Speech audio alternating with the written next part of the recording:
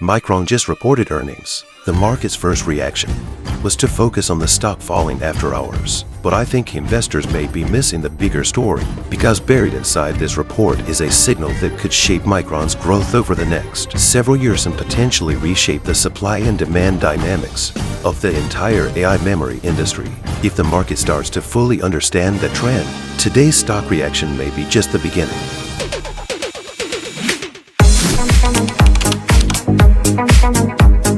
Hey everyone, on Deep Dive Stock Earnings. Here, we don't just look at price moves, we break down the logic and trends behind them. If you want to truly understand how the market works, make sure to like and subscribe. Let's get right into it. Let's start with the most important numbers from Micron's latest earnings report. The company once again delivered results that exceeded Wall Street expectations. Revenue reached record levels, growing more than 100% year over year, while non-GAAP earnings per share also came in significantly ahead of analyst forecasts. At the same time, management provided another strong outlook, signaling that demand for high-performance memory products remains exceptionally strong. For many investors, the most surprising part of this earnings report wasn't the revenue growth itself. It was the fact that Micron continues to maintain this level of growth despite ongoing macroeconomic uncertainty. More importantly, the report once again confirmed that AI infrastructure spending remains one of the most powerful growth drivers in the memory industry.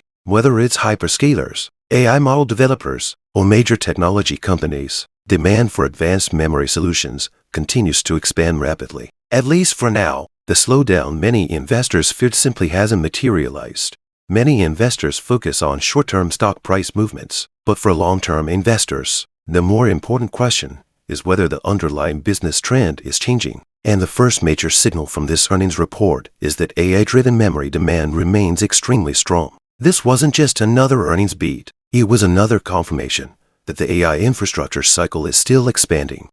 However, the most important takeaway from this earnings report may not be revenue growth itself. It may be what's driving that growth. Micron's DRAM business continues to generate the majority of company revenue, but what stands out is that revenue and profitability have expanded dramatically, even though unit shipments have not increased at the same pace. That tells us something important. The primary driver isn't volume, it's pricing. In other words, what's changing right now is the industry's supply and demand balance. When demand grows faster than supply, prices naturally rise. And as AI servers, data centers, and high-performance computing systems consume increasing amounts of memory, advanced memory products are becoming one of the most constrained resources in the technology supply chain. That's why pricing power is becoming a major contributor to industry profitability. If shipment volumes aren't exploding, but revenue and profits are growing rapidly, that tells us the real issue isn't customer demand, it's supply availability. For investors,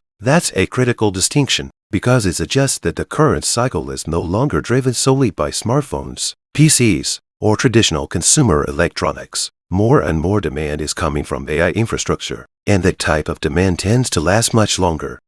The product sitting at the center of this transformation is HBM, or high bandwidth memory. For modern AI systems, HBM has become an essential component.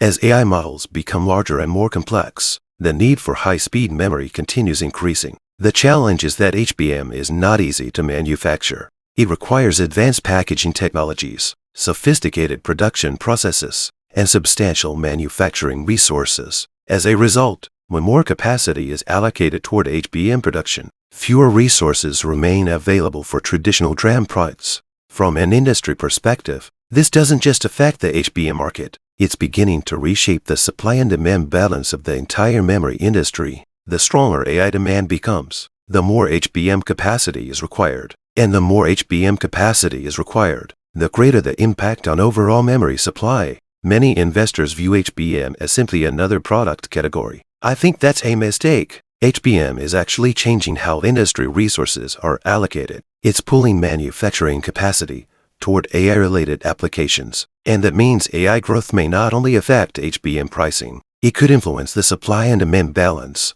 of the entire memory market for years to come. Beyond current results, investors are also paying close attention to management's outlook, and Micron's guidance remains very strong. Management indicated that HBM demand continues exceeding available supply, and that much of the company's future HBM capacity has already been committed to customers. At the same time, demand for advanced memory solutions is expected to remain strong across multiple end markets. From an investor's perspective, that suggests supply constraints have not meaningfully eased.